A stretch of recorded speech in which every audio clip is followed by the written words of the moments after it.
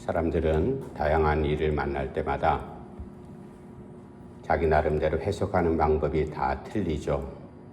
어떤 사람은 그것을 아주 기쁘게 그 일을 해석하는 사람이 있는가 하면 반대로 비슷한 일을 당했음에도 불구하고 그것을 아주 언짢게 생각하는 사람들도 있습니다.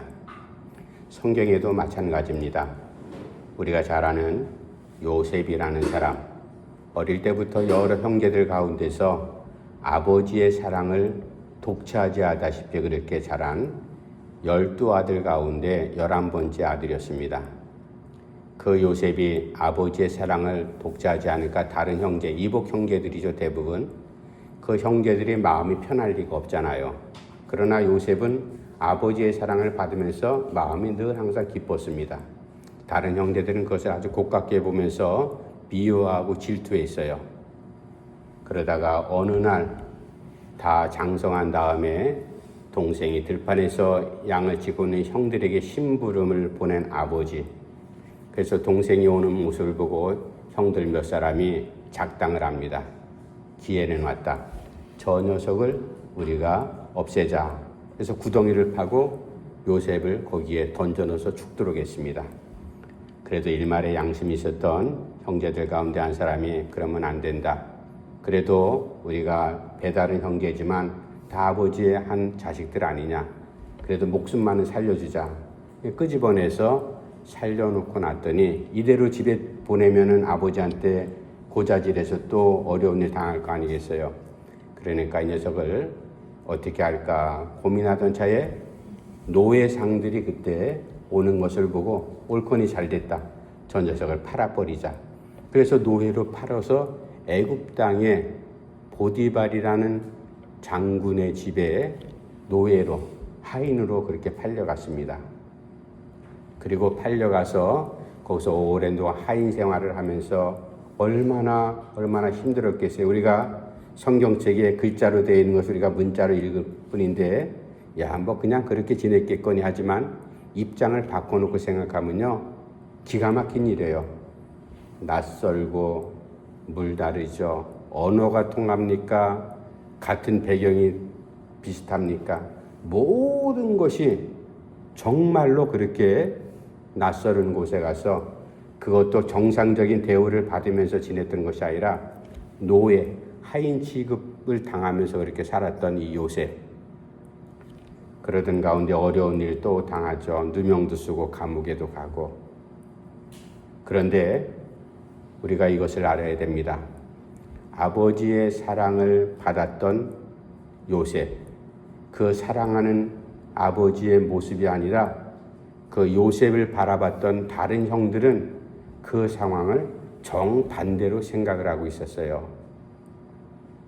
형들은 동생이 오는 모습을 보면서 기뻐했던 것이 아니라 그 순간에 누구를 만나는가 하면은 사탄을 만나게 됩니다. 마음에 악한 생각을 품게 되죠. 저 녀석을 죽여야 되겠다. 이러한 일 때문에 결국 그 가정의 역사가 흘러가는데 그것은 하나님께서 계획하신 일들이 진행되어 가고 있었다. 마침내 요셉이 애굽 땅에서 국무총리가 되잖아요. 국무총리면 왕 다음에 최고의 실권자입니다. 주변 여러 나라에 흉년이 들었습니다. 그리고 이미 헤어진 그 가족들, 아버지 스라에는 손주들까지 해서 70명의 식구들이 대가족이 있었습니다. 아무리 대가족이 있다 할지라도 힘을 합한다 할지라도 양식이 없으면 그냥 굶어 죽을 수밖에 없는 거예요. 그러니까 양식을 구하러 애굽 땅에 요셉이 국무총리가 된지도 모르고 식량을 사러 왔잖아요. 그런데 갖고 있는 금부치가 아무리 많은들, 아무리 좋은 고가 그러한 물건들이 많다 한들 그것 가지고는 먹고 살 수가 없지 않습니까? 이제 그렇게 해가지고 애굽 땅에 식량을 사러 왔던 요셉. 첫 번째는 그냥 지나고 두 번째 결국 만나잖아요. 서로의 정체가 밝혀집니다. 이미 요셉은 형들인 것을 알고 자기 자신을 밝히지 않고 방 안에 들어가서 대성통곡을 합니다. 얼마나 서럽겠어요. 그런데 우리가 이러한 이미 성경에 나오는 이 요셉 이야기는 너무나 유명한 거지만 그 순간 같은 장소에서 서로를 알아보게 될 때 이게 만감이 교차하잖아요. 그러나 이미 믿음의 사람 요셉은 신앙적으로 모든 지난 세월들을 다 이미 정리를 해놨어요. 그래서 형들이 자기가 국무총리인 것을 알고 이제 죽었다, 우리 끝났다, 좌절하고 낙심하는 그 순간에 요셉이 뭐라고 얘기합니까? 형님들 걱정하지 마십시오. 내가 형님들 절대로 해코지하지 않을 겁니다. 내가 여기 애굽 땅에 오는 것은 형님들이 나를 미워서 노예상들에게 팔아가지고 내가 이곳에 온 것이 아니라 하나님께서 이미 우리 식구들을 살리려고 나를 먼저 보내셨습니다. 해석하는 방법이 틀린 거죠. 그리고 보디발 장군의 아내의 유혹에 넘어가지 않고 그것을 이겼더니 누명을 쓰고 감옥에 갇히잖아요. 그럴 때 그것도 이 고통도 왜 이렇게 나에게 임할까? 어지간한 사람 같으면 하나님 앞에 원망을 합니다. 하나님, 이럴 수가 있습니까? 도대체 내가 뭘 잘못했기에 이런 어려운 고통을 계속 그렇게 던져줍니까? 그러나 하나님께서는 이미 요셉의 신앙을 붙잡고 있었기 때문에 요셉이 해석하는 방법이 틀렸어요. 아, 이것 또한 하나님께서 계획하신 일들이구나. 그렇게 마음이 지나갑니다. 그러니까 같은 사건, 유사한 일을 만나도요, 어떤 사람들은 그것을 죽을 일이다, 이제 더 이상 우리에게 소망이 없다 생각하지만, 그러나 같은 장소, 같은 사건을 목격하고 당했음에도 불구하고 어떤 사람들은 아, 이게 바로 하나님의 뜻이구나. 하나님께서 하시는 일이 바로 여기 있구나. 오늘 본문 말씀, 느헤미야가 어떤 사람인가 하면 그 조상들이 이미 오래전 몇십 년 전에 바벨론이라는 나라에 포로로 잡혀갔습니다. 아마 그게 2세대, 3세대 정도가 되는 것 같아요. 시기로 따져보니까 바벨론에 잡혀갔던 이 남쪽의 유다 백성들, 북쪽의 이스라엘, 남북이 분리된 상태에서 정신 못 차리고 믿음으로 살지 못했던 이 백성들, 바벨론의 포로로 끌려가지고 오랜 동안 지납니다. 그러는 가운데 첫 번째, 두 번째 좋은 왕들을 만나가지고 그래, 니네 고국 땅에 얼마만큼의 포로들을 다시 귀환시킵니다.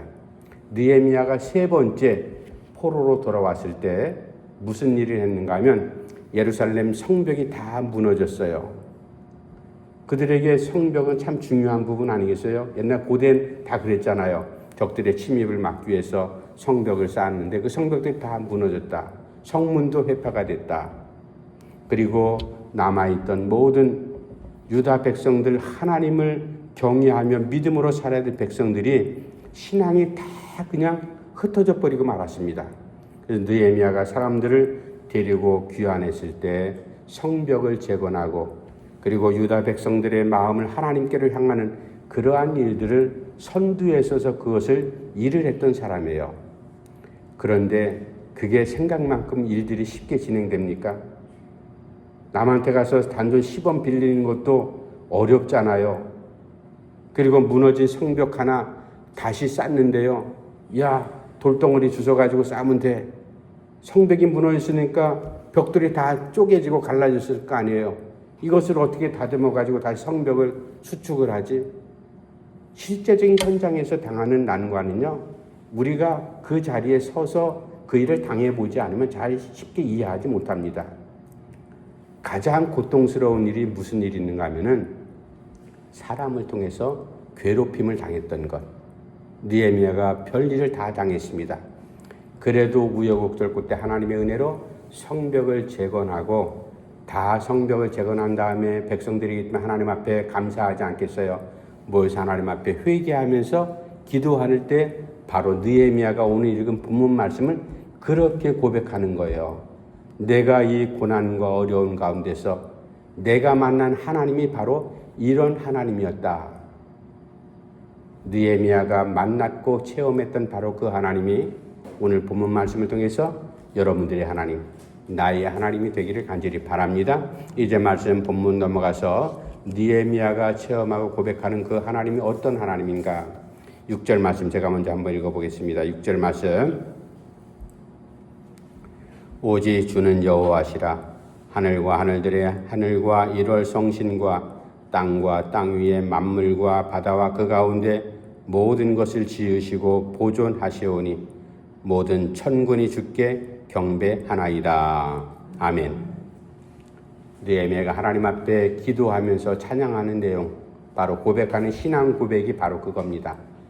내가 지금까지 지나왔던 모든 성벽을 재건하고 이렇게 백성들과 함께 하나님 앞에 회개하면서 우리의 신앙을 되돌아보는 이 순간에 내가 체험했고 내가 만난 하나님은 이런 하나님이었습니다. 첫 번째로 그 하나님은 지으시고 나를 붙잡아 주시는 하나님, 보존하시는 하나님. 보존한다는 것은 꼭 붙잡아서 안전하게 지킨다는 의미 아니겠어요? 하나님께서 이스라엘 백성들 남북이 분단된 것도 모자라서 저마다 제 잘난 맛에 살아가는 백성들이 결국 하나님을 다 등지고 살다가 외침을 받아갖고 나라가 다 무너지지 않습니까?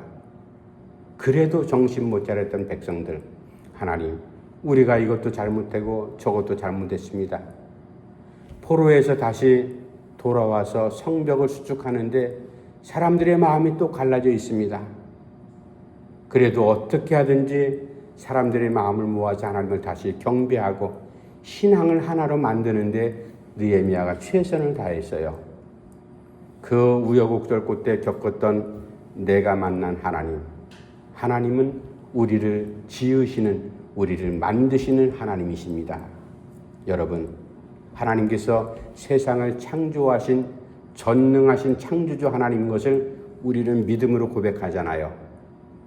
물론 진화론자들이라든지 하나님을 외면하고 무신론 속에 살아가는 사람들은요, 야, 세상이 어떻게 사람을 누가 하나님이 만들어 어쩌다가 만들어진 거지, 어쩌다가 아무것도 없는 상태에서 물질이 어떻게 생겨나겠어요? 과학자들이 그것 가지고 계속 갑론을 막 하지만 결국은 진실한 과학자들 가운데는요, 창조주 하나님을 고백하는 과학자들이 훨씬 많습니다. 신비한 세계를 계속 연구하고 하늘의 우주 공간을 연구할수록 이거는 누군가 무엇에 의해서 이루어진 것이지 어쩌다가 그냥 우연히 퍽 하고 생겨난 게 아니다. 우리는 하나님을 창조주로 고백하는 사람들 아니겠어요? 이사야가 고백하듯이 이스라엘 백성들이 다 깨졌습니다. 그러나 우리가 천만다행인 것은 우리가 천지를 창조하신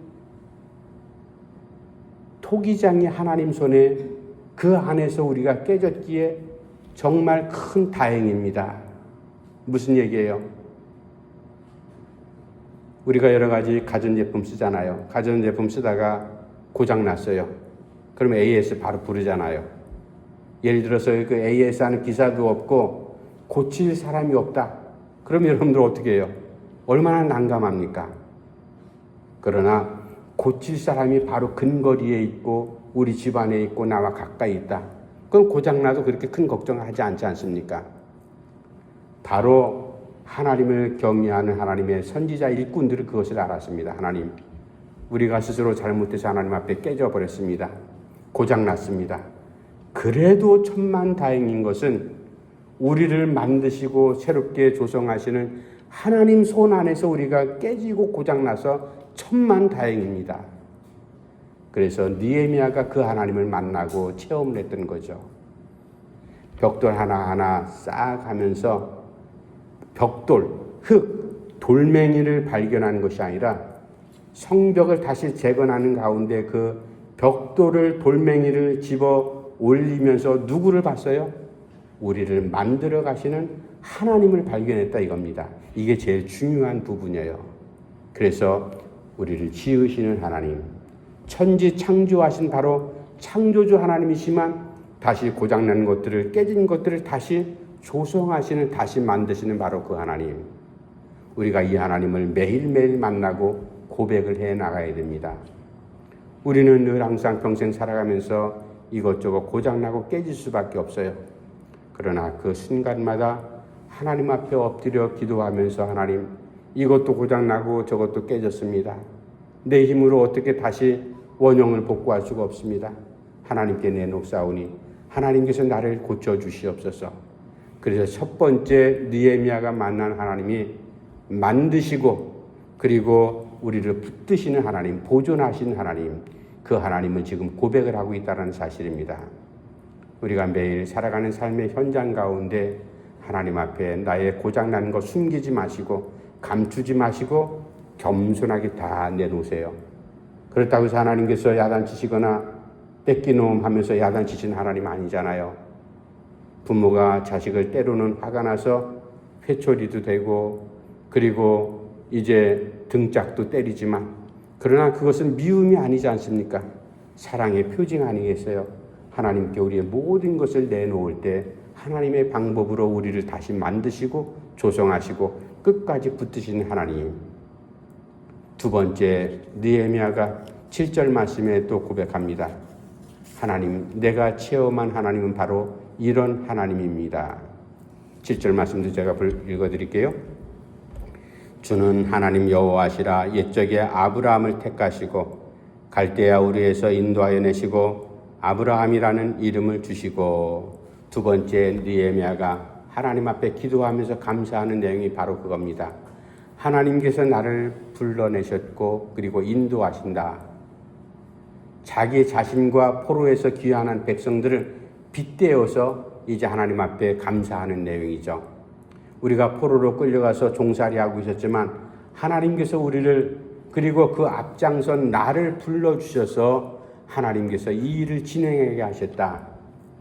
그것을 느헤미야가 하나님, 우리 하나님께서는 지금 이 예루살렘의 포로에서 귀환한 백성들이 성벽을 수축하고 하나님 앞에 회개하면서 믿음으로 다시 우리의 신앙을 다시 점검하고 있습니다. 이런 것은 하나님께서 예전에 우리 믿음의 조상이었던 아브라함을 하나님께서 갈대아 우르에서 불러내셨던 것, 그것하고 다를 바가 없지 않습니까? 아브라함도 원래 갈대아 우르 땅에서 믿음 없는 사람이었지만 하나님께서 부르셔서 믿음의 자리에 세워주셨잖아요. 불러내서 이끌어내사 세상으로부터 하나님의 백성된 자리로 불러내셨다. 바로 그 말이에요. 느헤미야가 포로된 상황 속에서 바사 제국에 이제 거기에 포로 생활을 하고 있을 때 하나님께서 자기를 불러내셨다 이 말입니다. 마찬가지로 하나님께서 아브라함을 불러내셔서 그의 평생의 걸음을 믿음의 걸음으로 인도하셨던 바로 그 하나님의 손길이 지금 느헤미야를 불러내셨고, 그리고 포로에서 귀환하는 사람들을 불러내서 인도하신 바로 그 하나님. 느헤미야가 그것을 발견하고 하나님 앞에 감사하고 신앙을 고백을 하고 있다는 내용이죠. 우리가 이 본문을 대하면서 하나님은 어떤 하나님이신가? 여러분들이 지금까지 살아오면서 나름대로 크든 작든 체험한 하나님, 하나님 정말로 사랑이 많으신 분이구나. 하나님은 우리를 용서하시는 분이구나. 하나님은 내 길을, 내가 이 순간에 무엇을 어떻게 할지 갈팡질팡할 때 나에게 지혜를 주셔서 바른 것을 선택하게 하신 하나님이구나. 내가 내 힘으로는 도저히 불어오는 풍랑을 감당할 수 없지만 하나님께서는 기가 막힌 방법으로 나의 그 풍랑을 막아주시고 안전하게 보호하신 하나님이구나. 이런 것들을 우리가 수시로 경험하지 않습니까? 바로 느헤미야가 그 어려운 난관 속에서 경험했던 하나님을 지금 고백을 하고 있습니다. 하나님께서는 우리를 불러내서 이끌어내사 포로된 자리에서 귀환시켜서 이 자리에 다시 세워주시고, 하나님을 멀리하고 제멋대로 살던 우리를, 세상 가운데 제멋대로 있던 우리를 이끌어내서 또 다시 우리의 정체를 확인하게 하시고 믿음의 백성인 것을 깨닫게 하셨던 바로 그 하나님. 불러내시고 이끌어내셨을 뿐만 아니라 아브라함을 평생도록 인도하셨듯이 이 백성들을 인도하시는 하나님인 줄 내가 믿고 그 하나님을 지금 고백을 하고 있습니다. 이 하나님이 바로 우리의 하나님, 여러분들의 하나님이 되기를 간절히 축원합니다. 마지막 세 번째, 느헤미야가 하나님 앞에 또 기도하면서 내가 만난 하나님은 이런 하나님이었습니다. 그 하나님은 영원히 불변한 변함이 없이 지금도 여전히 그런 하나님입니다. 마지막 8절 말씀에 이제 느헤미야가 고백하는 하나님의 모습이 나오죠. 우리 8절 말씀 한번 같이 읽어봅시다. 시작. 그의 마음이 주 앞에서 충성됨을 보시고 그와 더불어 언약을 세우사 가나안 족속과 헷 족속과 아모리 족속과 브리스 족속과 여부스 족속과 기르가스 족속의 땅을 그의 씨에게 주리라 하시더니 그 말씀대로 이루셨사오매 주는 의로우심이로소이다. 아멘. 느헤미야가 계속해서 하나님 앞에 고백하죠. 하나님은 이 백성들을 이끌어내셨을 뿐만 아니라 이곳 예루살렘에서 우리가 다시 하나님 앞에 엎드려 회개하면서 하나님을 바라볼 때 하나님께서 우리 조상 아브라함에게 약속하셨던 그 약속, 그것을 지키시고 그리고 우리를 지켜주시는 하나님이신 줄 내가 고백합니다. 하나님께서 아브라함을 믿음 없는 자리에 있던 아브라함을 불러내셔서 그에게 믿음을 주시고 그리고 아브라함이 하루하루 신앙으로 살아가는 모습이 하나님 보실 때 너무나 아름다웠거든요. 그 아브라함 나이 75세 하나님의 부름을 받았습니다. 그런데 그가 행하는 모든 일마다 하나님 마음에 참 흡족했어요. 남자 여자를 떠나서 참 신실하다. 하나님께서 가라 하면 아브라함이 갔고요. 서라 하면 섰고 나는 더 가기 싫은데 하나님께서 가라 해도 아브라함은 갔습니다. 그러나 계속 움직이고 싶은데 또 서라 하면 또 그곳에 섰고 아브라함의 믿음의 삶을 하나님께서 보실 때 그 믿음이 너무나 충성스러웠다. 아름다웠다. 바로 그 말이죠. 그 아브라함에게 하나님께서 약속해 주시잖아요. 우리가 잘 아는 대로 창세기 12장에 나오듯이 하나님께서 아브라함에게 뭐라고 약속합니까? 너로 내 후손으로 큰 민족을 이루게 하리라. 하늘에 수많은 별들을 한번 봐라. 얼마나 별들이 많냐. 그리고 바닷가의 모래알을 너가 한번 본 적이 있지 않냐. 사막에 있는 모래알, 그 모래알이 얼마나 많으냐. 내 후손들을 그렇게 많게 하리라. 그리고 내 이름도 내가 바꾸지 않았느냐. 아브라함에서 아브라함으로. 그리고 내 살의 이름도 사레에서 사라로 바꾸지 않았느냐. 내 이름을 모든 민족 위에 뛰어나게 하리라. 그뿐만 아니라 너는 믿음의 사람으로 살아갈 때 너는 나를 통해서 다른 사람들에게 복을 전달해주는 복의 통로, 복의 근원이 될지라. 하나님께서 이런 중요한 언약, 약속을 해주셨고 그 약속이 가나안 땅을 내가 들어가 살게 될 텐데 거기에 7 족속들 이미 다 내쫓고 결국 하나님 약속하신 대로 후손들에게 이루지 않았습니까? 느헤미야가 지금 그것을 하나님 앞에 감사하며 고백하고 있는 거거든요. 하나님께서 약속하신 것은 언젠가 시간이 더디든지 아니면 급하게 이루어진 일이든지 사람들은 마음이 조급해서 왜 빨리 안 이루어집니까? 그러나 때가 되면 분명히 하나님 약속하신 것은 그대로 이루어지는 것이 하나님의 약속이다. 사람들의 약속이라는 것 우리는 중간에 파기도 하고 또 변절도 하고 배반도 하고 깨지기도 하고 서로 아웅다tung 다투기도 하잖아요. 사람들이 약속하는 것이란 우리가 대부분 믿지 못하지 않습니까? 그래서 정말 신실한 사람들을 만나면 그 약속이 아름답게 이루어지기도 하지만 그러나 사람 약속이라는 항상 불완전합니다. 그러나 하나님께서 우리 하나님의 백성들에게 하시는 약속은 그때가 언제가 되었든 분명히 그것이 이루어지리라. 그뿐만 아니라 그것을 지켜주시는 하나님. 느헤미야가 바로 자기의 현실을 다시 한번 지나온 날들, 그 고생스러웠던 날들을 생각하면서 하나님께서 예전에 아브라함을 불러주셨고 그 아브라함이 어떻게 믿음으로 살았기에 하나님께서 그에게 그렇게 엄청난 약속을 하셨을까? 그 약속은 지금도 우리 이 자손들에게 유효한 것 아닙니까? 우리가 그 믿음으로 살아갑니다. 아브라함이 하나님을 믿고 의지했듯이 이 백성들이 다시 정신 차리고 하나님을 의지하며 살아갈 때 하나님 아브라함에게 하셨던 그 약속 우리에게 계속 하나님께서 지켜주시고 우리를 인도하옵소서. 내가 그 하나님인 줄 믿고 하나님 앞에 감사합니다. 지금 신앙 고백하고 있거든요. 이제 말씀을 다시 한번 정리합시다. 똑같은 일을 만나도요. 어떤 사람은 이렇게 해석하지만 어떤 사람은 정반대의 모습으로 해석합니다. 그것을 신앙 고백이라고 할 수가 있습니다. 우리는 어떤 신앙 고백을 하나님 앞에 하고 있는가?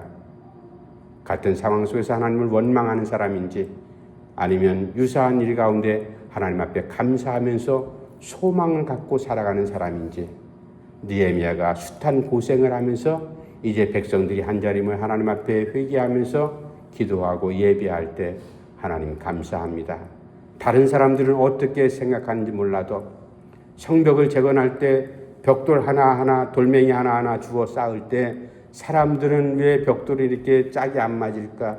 이거 귀퉁이가 제대로 쌓아질까? 이런저런 생각하는지 몰라도 느헤미야는 벽돌 하나하나 돌멩이 하나하나 쌓을 때마다 하나님을 발견했다 이겁니다. 우리를 다시 만드시고 조성하시고 우리를 지켜나가신 하나님, 바로 그런 하나님이 나의 하나님입니다. 느헤미야가 만나고 체험했던 이 하나님이 이제 가을 문턱에 우리가 살아가면서 하나님 감사합니다. 하나님 앞에 우리의 소망을 줍니다. 내가 하나님을 정말로 그 힘을 내가 의지하면서 믿음으로 살아갑니다. 이러한 믿음이 우리 가운데 충만히 넘쳐나기를 간절히 바랍니다. 기도합시다. 하나님 아버지 내려 감사함을 드립니다. 이스라엘 백성들 하나님께 선택한 선민이었지만 교만함 가운데서 편안할 때 더욱 하나님 앞에 의지하면서 하나님 앞에 도움을 구해야 되지만 저희들은 자기 멋대로 살다가 결국 나라가 파탄이 나지 않았습니까? 그럼에도 불구하고 여전히 정신 차리지 못했던 이스라엘 역사를 우리가 잘 알고 있습니다. 하나님께서 만일 포로로 잡혀간 백성들 그대로 포기하시고 내버려 뒀다면 이스라엘의 역사는 더 이상 존재하지 않았을지도 모르지 않습니까? 그러나 하나님께서 저들을 끝까지 지키시고 인도하시고 보호하시고 지켜주시고 불러내어 주신 그 하나님의 사랑과 은혜로 말미암아 오늘 우리가 혈통은 다르지만 예수를 주로 고백하면서 창조주 하나님을 나의 하나님으로 고백하는 믿음의 자리에 서 있게 하심을 정말로 감사함을 드립니다. 우리 성도들 한 사람 한 사람 어떠한 상황에 이른다 할지라도 하나님을 외면하지 않도록 우리의 믿음의 자리를 주님 굳건하게 지켜 주시옵소서. 예수님의 이름으로 간절히 기도하옵나이다. 아멘. 찬송가 383장 찬송하시면서 준비하신 예물 드리겠습니다.